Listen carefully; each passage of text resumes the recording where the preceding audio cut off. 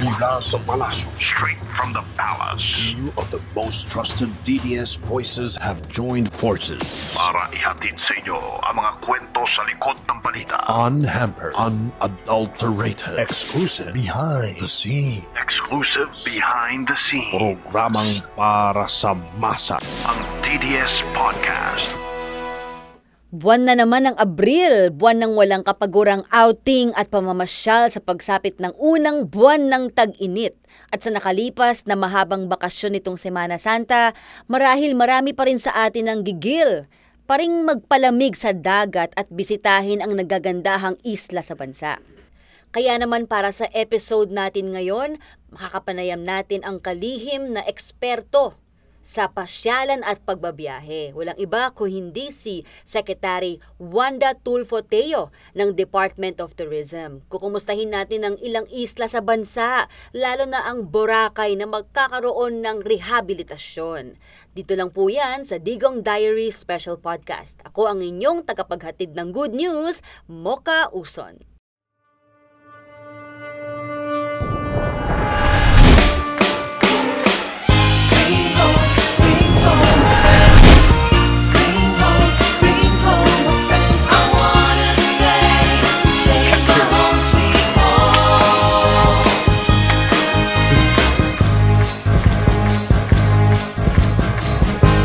Searching so long, these islands we can't go home. People so warm and smiles so bright as the sun. Now I found you, come on over Bohol. Cebu, Palawan, we'll dive along, cruise over Davao, Boracay, and we'll relax. Oh, how I love you. Hey, now it's time to come home. Oh, I wanna come home. Oh, I wanna stay in my home, sweet home. Now it's time to come home. Oh, I wanna come home. Oh, I wanna stay in my home, sweet home.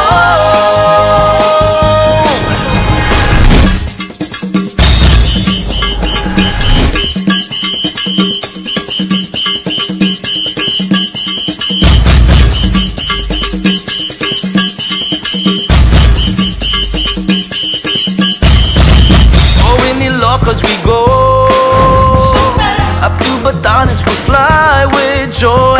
Philippines, there's no other place like home. Oh, how I love you. Hey, now it's time to come home.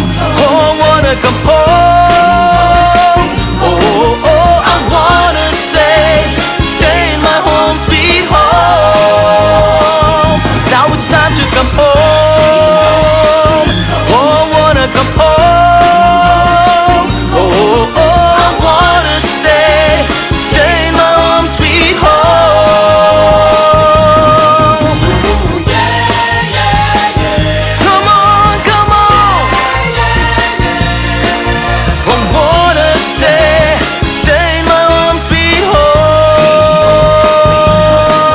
Ooh, yeah, yeah, yeah. Come on, come on. I wanna stay my own sweet home.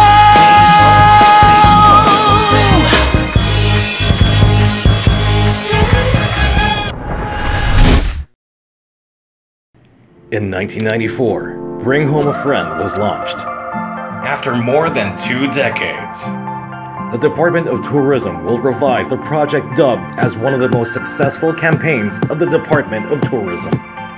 Hey, now it's time to come home. Oh, I wanna come home. Oh, I wanna stay in my home, sweet home. Now it's time to come home. Oh, I wanna come home. Oh, I wanna stay in my home, sweet home.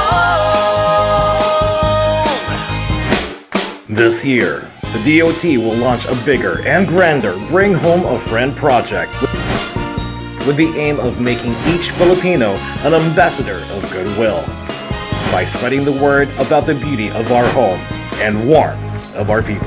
Show your friends the Philippines that only you know.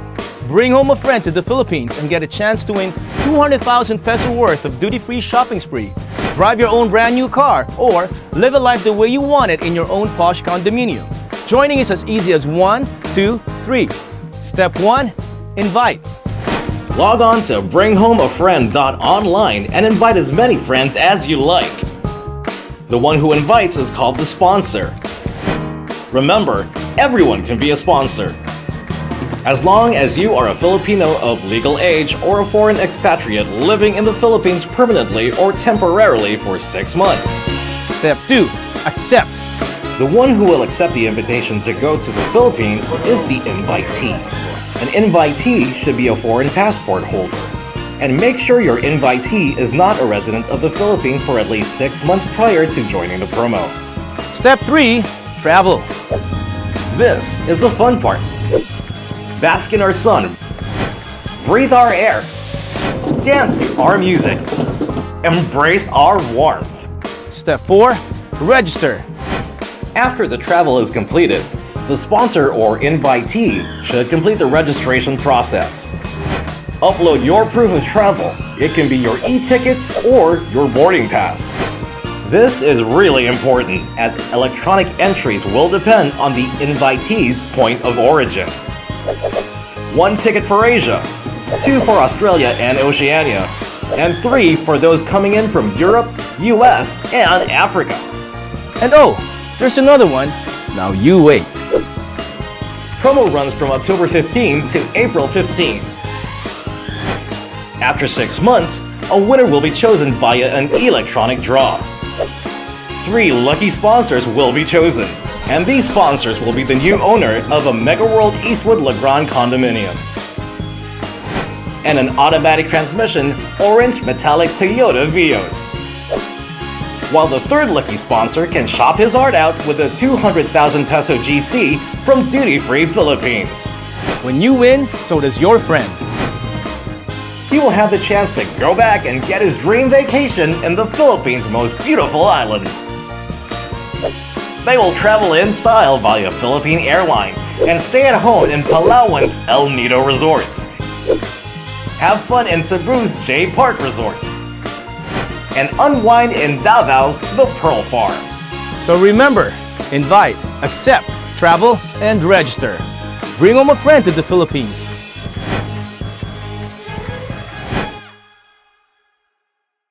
Good morning, Sec Wanda. Good morning, Mocha. Ma'am, naku po, mainit na usapan itong pag-shutdown sa Boracay. Pag-usapan na po natin ito. Ano po ba ang update? Boracay will be closed for 6 months. Mag-start ito ng April 26, Mocha. And then, during that time, walang foreign tourists or local tourists that will be allowed. Only yung mga residents na nakatira sa Boracay as well as sa mga workers na pwedeng pumasok sa Boracay. Alright.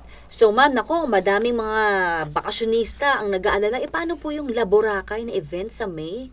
Wala na yun, Mocha, because yung shutdown will be on the 26. Ang La Boracay yata will start on the 27 till May 1. Okay. So talagang hindi natuloy yan because isasara na ang Boracay. So ma'am, paano po daw yung kanilang mga nabiling ticket na, yung plane ticket, hotel accommodation? Yung plane ticket naman, beforehand, kinausap na namin ang mga airlines. Kinausap ko ng Philippine Airlines, Cebu Pacific, AirAsia, Skyjet, lahat yan sila. Sinabi na namin na actually nabigay na namin, alam na nila yung date na 26 kasi ito yung pinopost namin sa Presidente. So, sila naman willing na i-waive yung mga charges, penalty charges, yung mga refund fee, cancellation. Ibibigay nila buo ang ticket should the passenger decide na mag-refund. Kung yung mga iba naman mag-rebook, wala nang rebooking penalty. So, yun yung airlines. Yung mga hotels naman, since nasa Boracay naman yan, I think they will consider that. Hindi pa namin nakausap ang hotels, but definitely, the hotels will also consider kasi sa kanila naman yan. So next siguro yung date will be moved to another date, papayag naman siguro yung hotel, I'm sure. Alright. Ma'am, paano naman daw po yung mga meron ng parang nakaschedule na bakasyon doon? Halimbawa, nakabook na mula April 20 hanggang April 30. Paalisin ba sila pag nagsarado na itong Boracay sa 26? Ay, hindi naman, Mocha. Pag nakabook sila sa April 20 and then 26 ang closure, so they can still stay there hanggang sa matapos yung kanilang stay.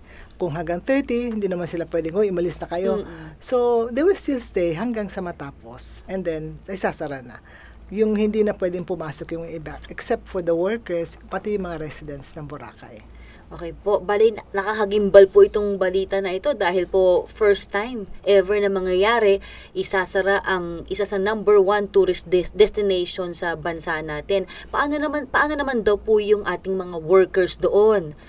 Hindi naman namin pababayaan sila, Mocha. In fact, kinausap ko na yan Dole, si Secretary Bello, sinabi ko yung mawawalan ng trabaho, hahanapan nila ng trabaho. DSWD will be there, as well as TESDA and DOT. Magbibigay kami ng mga training sa mga workers. Yung mga walang pera, mabibigyan naman ng pera ng DSWD because meron naman tayong funds, calamity funds for that. Opo. Ibig mong sabihin pag sarado itong Boracay, total shutdown po, wala, yung mga hotel po doon, sarado rin po. Ang mangyayari kasi, some of the hotels nakausap na namin, hindi naman talaga nila isasara yung hotel nila. Lilinisin nila, upgrade nilang hotels nila. So the workers will still be working, di ba? Tapos yung mga iba na walang trabaho, then kukunin sila ng DPWH para magbungkal, tapos mag-ayos ng mga drainage. So I don't think na lahat talaga mawawalan trabaho because kung ang hotels will continue, tapos yung mga iba magsa-shutdown. Pero gagamitin naman sila to clean up Boracay. So, kung may mga matira, minimal na lang yan. Okay, pag-usapan natin itong chismis na meron daw gagawing malaking casino doon. Parang, isasara nga ang Boracay, pero magpapasok naman doon ng napakalaking casino. Gaano po katotoo ito? Yun na nga ang kumakalat, pero hindi kasi sa amin yan, Mocha eh. So kung meron man, that will be the work of PAGCOR. Sila namang bibigay ng lisensya. Pero sa kaming tatlong secretary, we're not agreeable to that.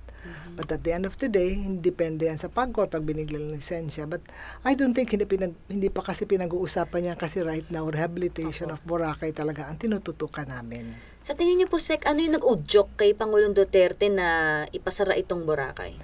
Actually, nasa private sector pa ako, Mocha. Problema na ang Boracay. Yung nasa private sector ako, maraming mga kliyente namin na pumunta ng Boracay. Pagbalik, sabi sa, ma'am, ang dumi ng Boracay. Naligo daw sila sa beach, makati daw yung katawan nila.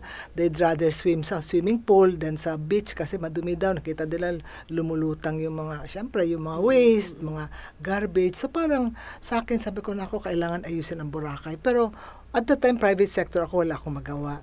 So, when I became the Secretary of Tourism, nakita ko si Presidente may political will. Pag sinabi niya, sara.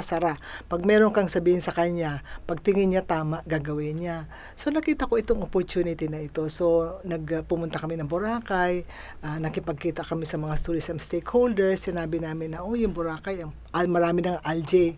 May isang private sector doon nagsabi, kayo, Secretary, ilang Secretary of Tourism na pumunta dito, nagpapapicture lang, pagkatapos wala na, kinalimutan na kami. So sabi niya, alam ko, ganun din gagawin ninyo. Kaming tatlo, she was referring to us, the three of the secretaries. Sabi ko sa kanila, hindi kami ganun, try us. Siguro hindi pa rin siya naniwala. So, ang ginawa namin, nagawa kami ng, syempre, si Cathy Castro went around Boracay, kumuha ng mga footages. Nakita namin na may mga iba na sumobra na sa 25+5 na easement. May mga iba na sa wetlands, nakatay sa wetlands. May mga iba yung kumabit sa drainage.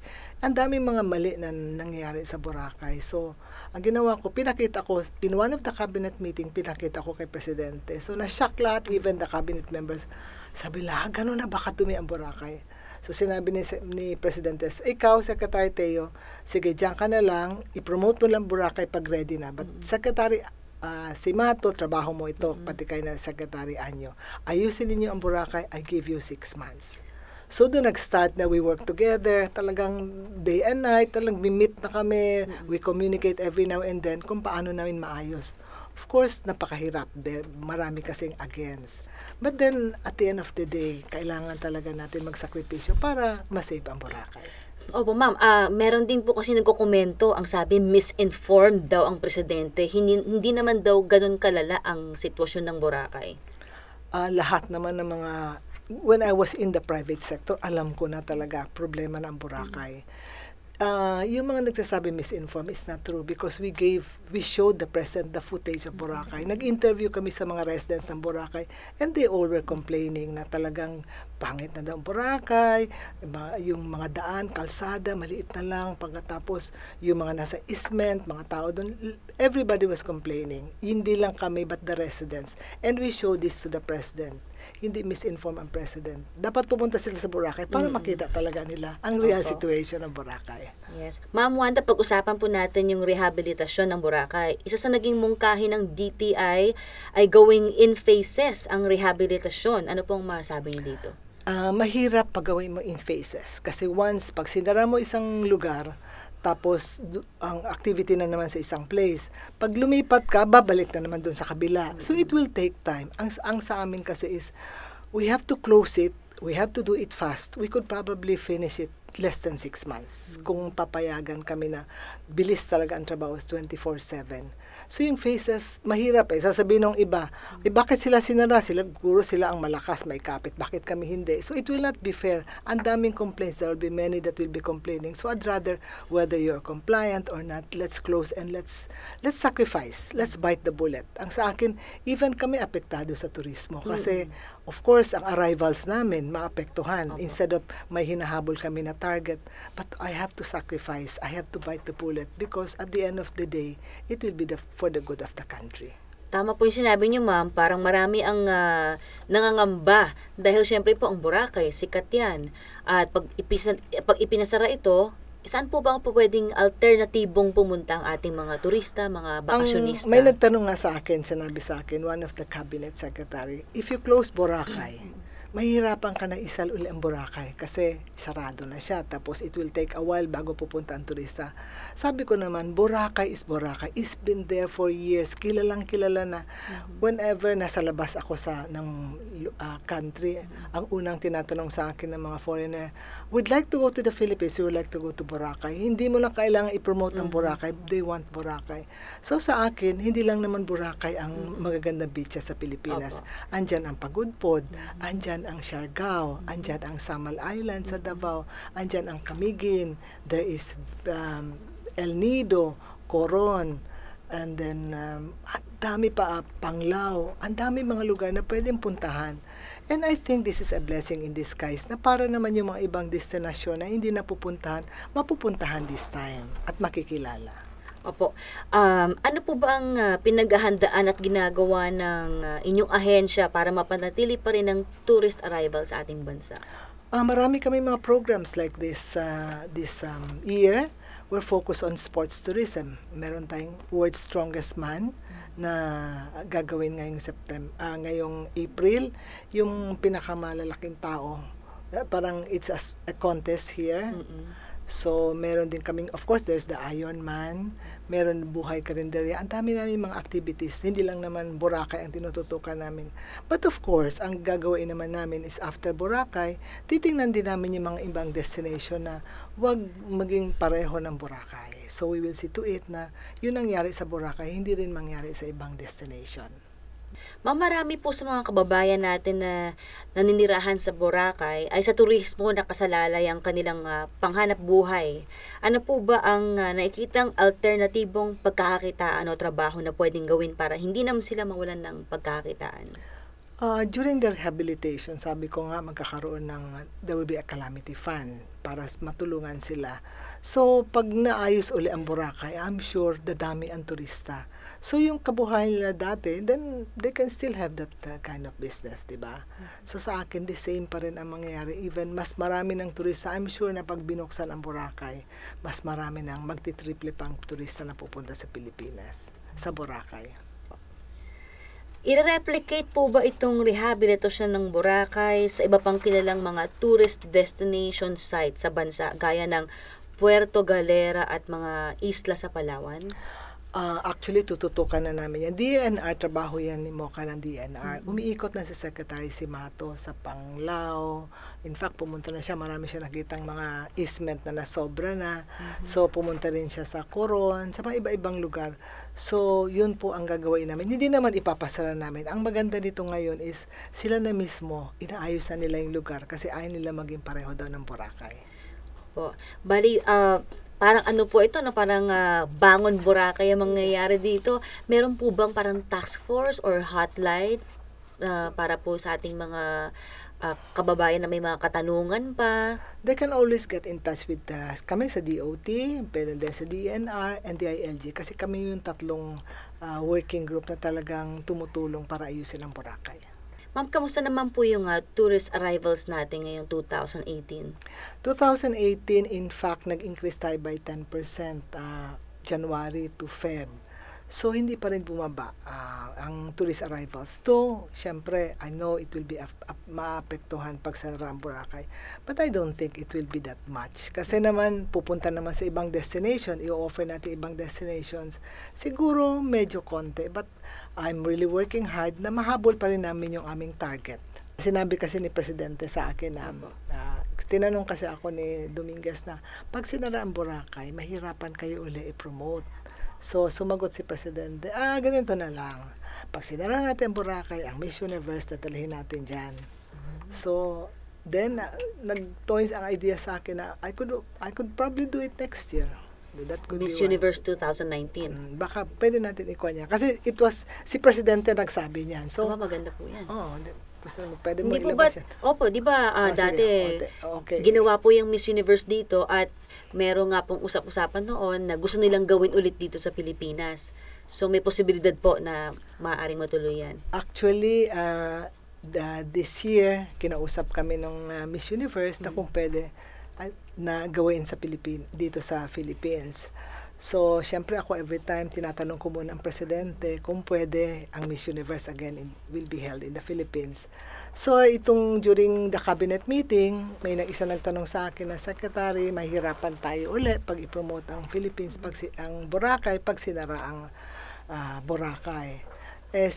Kaling mismo kay Presidente, sabi niya, siguro, I know it's pabiro. Sabi niya, baka pwede natin gawin ang Miss Universe sa Boracay. Magandang idea po yan. So, I was thinking na baka pwede. Next year, baka pwede tayo mag-bid at doon natin gawin sa Boracay ang Miss Universe. Wow, at by that time, sobrang ganda na po ng Boracay. Of course, I'll be very proud and happy kung gagawin natin ang Miss Universe sa Boracay. Sek Wanda, meron po bang mga i-rehabilitate na mga isla aside from Boracay po? So far, Boracay lang muna ngayon. Pero kasi yung sabi ko nga, yung mga LGUs, kaya they start cleaning up. Sila na mismo nililinis na nila yung lugar nila. Sila na mismo nagde-demolish paglampas sila doon sa easement. So, dito pala nakikita ko na cooperative na sila because ayaw nila daw mangyari. Yun nangyari sa kanila, sa Boracay. Susunod na po ba dito ang El Nido, Coron, Puerto Galera? Tinitingnan ng DNR yan kasi trabaho ng DNR yan. So, they're looking on those destinations. Ma'am, marami po bang mga tutulong sa pag-rehabilitate ng Boracay? In fact, masaya nga ako, Mocha, kasi marami mga private sectors like Naitas, isa na yon na sabi nila willing sila tumulong sa Boracay during rehabilitation. So, mag-clean up sila, pupunta sila, and they're inviting other people to also join other organizations na mag-linisin ang Boracay. So, masaya ako dahil sila na mismo from Manila, all the way from Manila, going to Boracay to clean up Boracay. Kahit po ba yung mga kababayan natin ay pwedeng mag-volunteer na tumulong po? Yes, para mapabilis ang rehabilitation ng Boracay. Who knows, baka less than 6 months, ma-open na natin ang Boracay. Sek Wanda, alam niyo po ba na mula na naging Pangulo Pangulong Duterte, ang espiritu ng voluntarismo ay buhay na buhay. Lalo na po ang ating mga OFWs, umuwi pa po sila ng Pinas para lang makatulong sa rehabilitasyon ng Marawi. At sigurado po tayo na marami po tayong mga volunteers, mga kababayan, mga OFWs na gusto rin pong tumulong dito sa rehabilitasyon ng Boracay. So, paano po kung dumami ang ating volunteers? May limit po ba ng mga numero ng volunteers? Wala, welcome lahat Mocha, kasi para mapabilis naman ang pag-rehabilitate ng Boracay, kasi mas madaming tutulong, mas mapabilis. And who knows, baka in less than 6 months, ma-open na natin ang Boracay. Kailangan magtulungan tayong lahat para mapabilis ang rehabilitasyon. Ano po ba yung mga kailangan dito? Taga-pulot po ba ng basura? Taga-bungkal? Kasi marami dyan, magbabakbakan ng semento, maraming buildings na ibabakbakin. Tapos yung mga sa dagat, ang daming mga madumi na mga basura. So maglilinis yan. Ikukuha natin, ayusin natin, isisegregate yung mga dumi, parang ganon. So, kailangan namin na maraming volunteers. Saan po sila pwedeng lumapit po? May contact po or website, Facebook? DOT, probably. We will, in due time, maglalagay na kami kung saan sila pwedeng tumawag o kumontak. Kasi syempre, pag pumasok sa Boracay, kailangan talaga malaman. Baka kasi pagpunta nila doon, turista pala. So, ililimit namin only for those volunteers, for those residents, and those workers. Alright. At meron po ba tayong bagong mga Department of Tourism ads, mga videos? Wala pa. Still the same pa rin as of now. Ayan. So, Sec Wanda, dahil po summer at ito nga, sarado ang Boracay, ano po ang masabi nyo sa ating mga bakasyonista? Ikutin nila ang Pilipinas. We have 7,641 islands. Isipin mo yan, hindi lang Boracay. So, puntahan nila, ang dami. Kung beaches, andyan. Ang dami mga beaches natin. Adventure, gusto nila, andyan lahat. So, lahat, we have everything talaga, sa totoo lang. So, ikutin nila ang Pilipinas. Huwag nilang isipin pag sinara ang Boracay, wala na silang mapupuntang ibang lugar. Marami tayong mga beaches na pwede lang puntahan. Yan. Pagpahingahin po muna natin ang Boracay at i-rehabilitate para maisalba ang ating kalikasan at mas gumanda pa yung Boracay. Para naman, Mocha, ang next generation, may enjoy naman nila ang Boracay. Kasi pag hindi, masisira ito ngayong generation, kawawa naman yung mga next generation dahil hindi nila makikita yung Boracay. Opo, at pwede rin po sila mag-cultural adventure. Yes, sa lahat yan, madami. Maraming salamat po sa ating napakasipag, napakaganda, hindi na natutulog na Secretary ng Department of Tourism, Secretary Wanda Tulfo-Teo. Salamat din, Mocha. It's a pleasure to be here. Bago po tayo magtapos, silipin natin ang naging aktibidad ng ating pinakamamahal na Tatay Digong, kung saan kamakailan lang ay nagdiwang ng kanyang ika-73 kaarawan noong March 28, 2018. Ito po ang Duterte on Duty. Ito ang Duterte on Duty. Ulat sa ginagawa ng Presidente. March 23, Biyernes, Davao City. Nakipagdiwang si Pangulong Rodrigo Roa Duterte sa 16th founding anniversary ng Supreme Tribal Council for Peace and Development. Konseho ng 13 lumad groups mula sa iba't ibang bahagi ng Mindanao. Tawangan tamo pa survive. Pero masugod na mo. Tagaan tamo og sweldo para inyong ikultibar sa inyong yuta. Inutos din ng Pangulo ang pag-aresto sa mga kolorum drivers at operators sa bansa. Ang akong nakatubang ang highway patrol nga to ug ang police, chief of police. Giingnan ako sila nga dakpa ang tanang kolorum, apil na ni tibuok Pilipinas. Prisuhan ng mga driver hasta ang mga operator. Isulod gyud sa kulungan kay patilaw nako na sila. Ipinamahagi ng Pangulo sa 15 government units sa Davao ang 17 emergency vehicles na ibinigay ng Japanese government. March 26, Lunes, Patikul, Sulu. Pinagsama-sama ni Pangulong Duterte sa isang executive session ng mga local government officials ng Sulu at military commanders ng AFP upang pag-usapan ang inaasam ng pangmatagalang kapayapaan sa Mindanao. Iprinisinta sa Pangulo ang nasa 600 isinukong armas at ilang Abu Sayyaf surrenderies. Nakiusap din ng Pangulo sa mga Muslim na suportahan ang pagbuo sa Bangsamoro Basic Law. Wala akong ibang hangarin kung hindi bigyan ng kapayapaan ang Moro sa Mindanao. March 27, Martes, Davao City. Nakipagpulong ang Chief Executive kay MILF Chair Alhaj Murad Ibrahim, mga miyembro ng Bangsamoro Transition Commission at Government of the Philippines Panel. Ito ang Duterte on Duty. Abangan sa susunod na linggo ang mga gagawin ng Pangulo.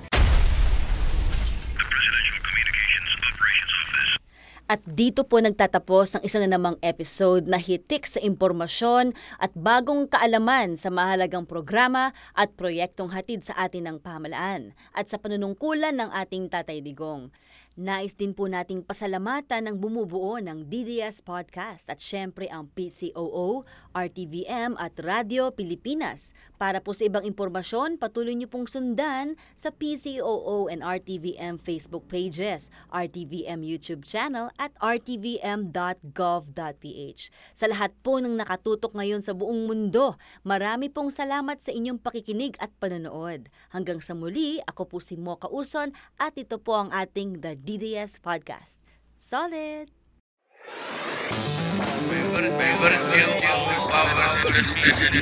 Mula sa palasyo, straight from the palace, two of the most trusted DDS voices have joined forces para ihatid sa inyo ang mga kwento sa likod ng balita. Unhampered, unadulterated, exclusive behind the scene. Exclusive behind the scene. Programang para sa masa. Ang DDS Podcast.